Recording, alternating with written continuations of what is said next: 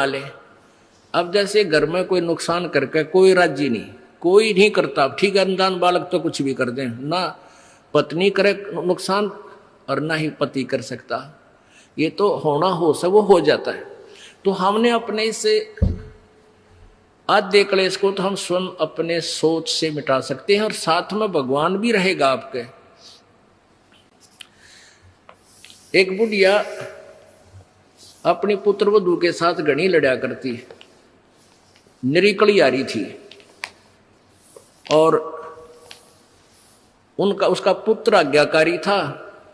वो आते गंदी तेरी बहू जो करे है, तेरी बहू ऐसे करे है, वो आते उस बहू ने अपनी पत्नी ने गढ़ता। वह बेचारी अपना टाइम पास करी। एक दिन क्या हुआ कि कोई बहन सत्संग में जाया करती थी,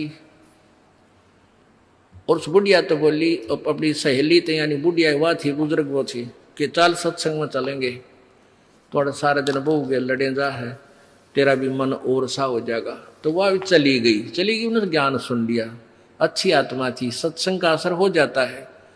उसने अपना नाम ले लिया, 2-4 सत्संग सुने, तो बुढ़िया में बहुत फर्क पड़ गया, परिवर्तन हुआ। एक दिन वो पुत्र वधू उसकी दूध काट के भैंस का 5-6 किलो दूध, और ऐसे ऊपर कड़ियों में एक कड़ा लटे, और ऐसे ऊपर कड़ियों में एक कड़ा, उसमें बाल्टी टांग दिया करते बिल्ली कुत्ते से बचाव के लिए दूध की। तो उसने वो प्रतिदिन टांगती थी, ऐसे ऊंचे हाथ करके नो टांगना होता था। तो वह दूध काट के ले आई पुत्र वधू, और उधर से वो उसका ध्यान दूसरी साइड हो गया, और वो नो करके एक बार तो नो कर लिया, अभ्यास सा था उसका बड़ा, नो करके नो किया, वो उल्टी साइड तो लग गया, और वो टंग्या को नहीं, उसने सोचा टंग्या छोड़ दिया। वो छोड़ते बाल्टी नीचे गिर गई, सारे फर्श पर दूध फैल गया। अब वह पुत्र वधू उस एटम बम का नहीं देखा बुढ़िया की तरफ, अकिया बेरानी के सुनावेगी। तो अब बुढ़िया बोली, बेटी कोई बात ना, आज ये हमारे बाग में ना था, इसने ठा ले, इसको ऊपर ऊपर से साफ करके और भैंस के चारे में डाल दे, कोई बात ना, ये तो अपने बाग में ना था बेटी। अब पुत्र वधू सुन होगी कि आज इस तोब में तो गोले ना लिख ले। यद बहुत मीठी बाणी बोली, ये कौन सा स्टेशन पकड़गी बुढ़ी आज यार।